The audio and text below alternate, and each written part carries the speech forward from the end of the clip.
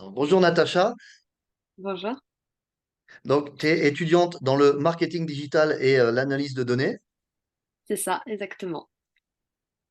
Super, donc c'est un domaine que je connais bien puisque j'ai fait pas mal d'années là-dessus. Et donc, est-ce que tu as des questions en particulier?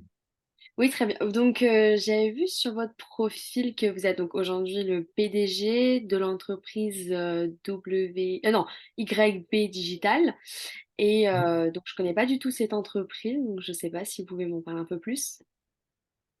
Tout à fait, donc c'est une petite entreprise, ma petite entreprise basée en Pologne qui gère en fait le marketing digital du contenu que je crée. Donc, moi, en général, je crée du contenu, mais créer du contenu en soi-même, ça rapporte rien. Ce qui rapporte, donc, c'est le marketing digital qu'on fait autour. Donc, monétiser les contenus avec des publicités, gérer les partenariats avec d'autres gens, les programmes d'affiliation et les revenus des ventes de mes cours en ligne.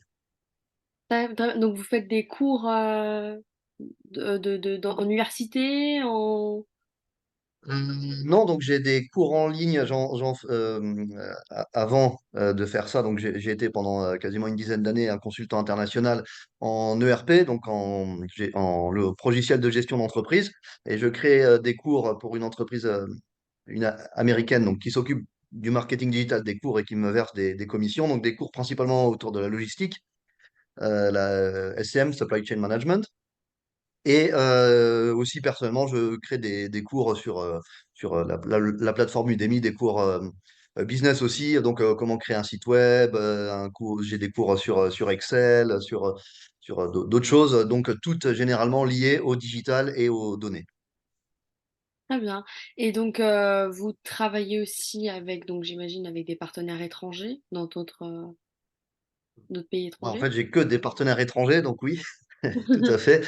Donc, je travaille principalement avec des entreprises américaines, D'accord. puisque disons, mon cœur de cible, c'est plutôt le public anglophone en général, américain en particulier.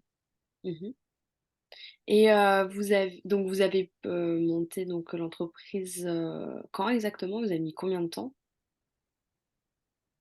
Alors, l'entreprise là, je l'ai fondée il y a maintenant un peu plus de 2 ans, Ah en oui. octobre 2021, ouais.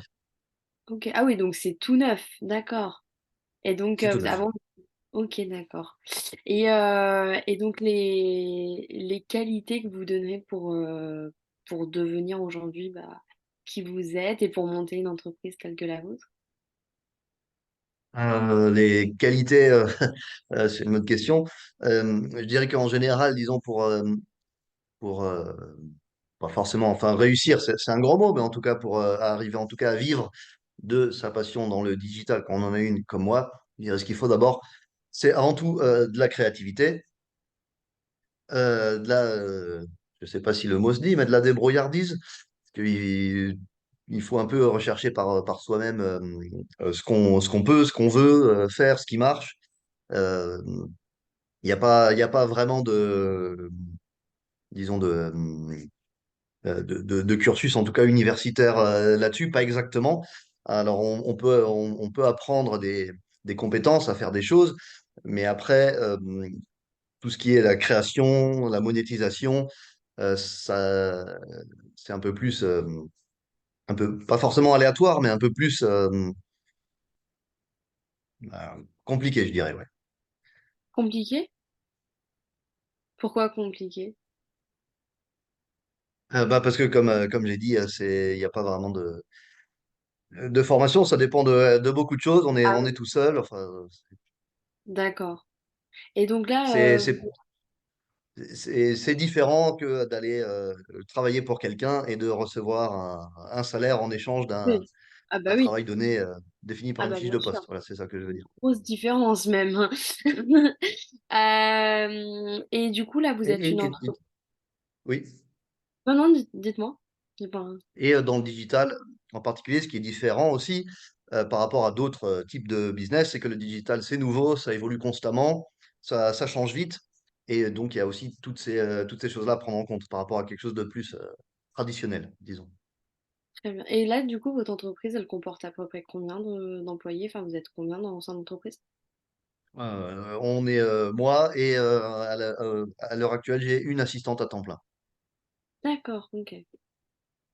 Et du coup, quel conseil vous donneriez donc à une étudiante comme moi pour travailler plus donc dans la data? Euh, Moi, je dirais de rester ouvert, parce que surtout dans le data en particulier, dans l'analyse de données, c'est un domaine assez récent, il y a plein de choses à faire. Il faut d'ailleurs, comme j'ai dit, être un petit peu créatif, parce que quand on est dans l'analyse de données, justement, vu qu'on fait de l'analyse en général, on ne sait pas ce qu'on va trouver. Alors, des fois, ça arrive qu'on cherche quelque chose en particulier, mais ça arrive aussi souvent qu'on trouve des choses par nous-mêmes. Et je dirais que c'est ça qui est intéressant dans l'analyse de données, quand on trouve soi-même des corrélations entre différents jeux de données, des choses comme ça. Ça qui est pas mal. Et j'en ai oublié la question du coup. Euh, Donc, quel conseil vous me donneriez donc pour travailler dans la data? Vous avez dit donc être ouvert, mhm. créatif.